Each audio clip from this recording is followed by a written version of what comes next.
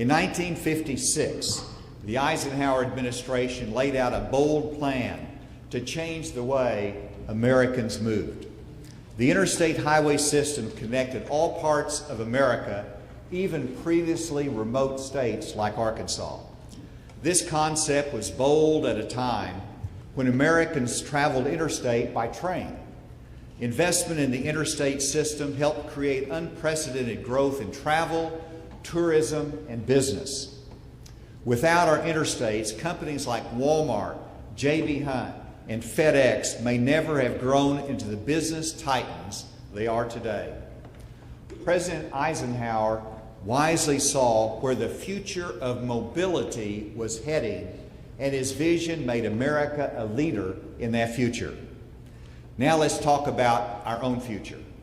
You have supported our students by giving them opportunities in computer science education that makes Arkansas a national leader. Tens of thousands of more students have an opportunity to choose a path that will make a difference in shaping the world and will provide them a high-paying job. But now, Arkansas is in a unique position to lead in future technologies that will change our world. Today, I am challenging Arkansas to lead in this world of innovation by focusing on the future of advanced mobility. Yes, advanced mobility.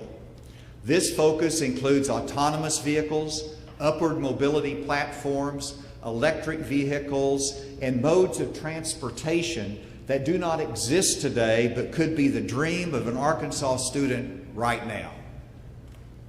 Why Arkansas? Why can Arkansas lead in this innovation? Because we have always led in transportation from entrepreneurs like J.B. Hunt, who started hauling rice hulls from Stuttgart to Northwest Arkansas, and Sheridan Garrison, who started Arkansas Freightways that is now FedEx Freight, and also Steve Williams of Maverick Transportation. We all know that the success of our transportation industry is critical to the economic future of Arkansas. And to position our state for the future, we must act today, because the future of supply chain deliveries will be different tomorrow from the trucks on our road today. So let's keep leading. This past year, between the Delta variant and Omicron, I was able to make an economic trip to Israel. I spoke at the Prime Minister's Mobility Conference. I was preceded on the stage by the Israeli Transportation Minister, who announced that they hope to get a bill through the Knesset that would allow the piloting of autonomous vehicles. Well, I was the next speaker following the minister, and I was able to announce that Arkansas passed a law in 2019, 2 years ago, that allowed piloting of autonomous vehicles. Further, I said the pilot program was successful, and we are now using fully automated vehicles delivering goods from the warehouse to the retail store. It was a proud moment for Arkansas, and it was a joyful moment for me as well. But to accomplish this, it took the work of the General Assembly, the Arkansas Department of Transportation, and the leadership of the private sector. In this case, it was Walmart and Gatik. We have recruited the headquarters of an electric vehicle manufacturing company, Canoo.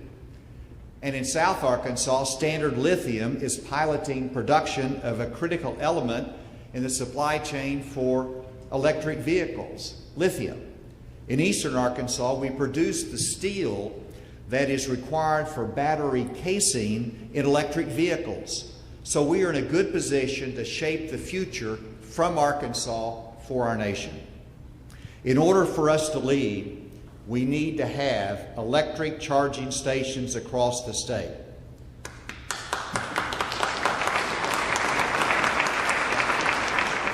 Arkansas is scheduled to receive $54 million over the next 5 years from the federal government for electric charging station infrastructure.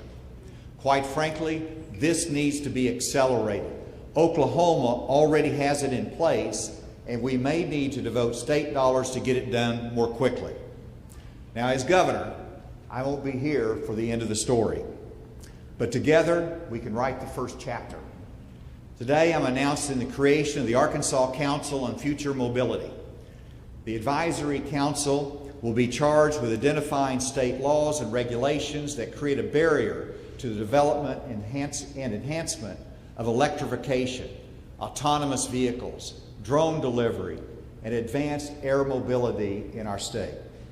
It will examine workforce training, which is a big part of it, accessing federal funding, and will make recommendations before the next General Assembly will meet again next January. In the future, you will have choices to make. You'll have the opportunity to remove regulatory burdens and to pass legislation to advance new modes of transportation that will keep Arkansas in the lead. I encourage you to build on the private sector success we have in this state and allow innovation and new technologies to bolster our future. The businesses that drive these innovations in mobility will be leaders in the future economy. I want these companies to find a home in Arkansas and for our state to be a leader in future mobility.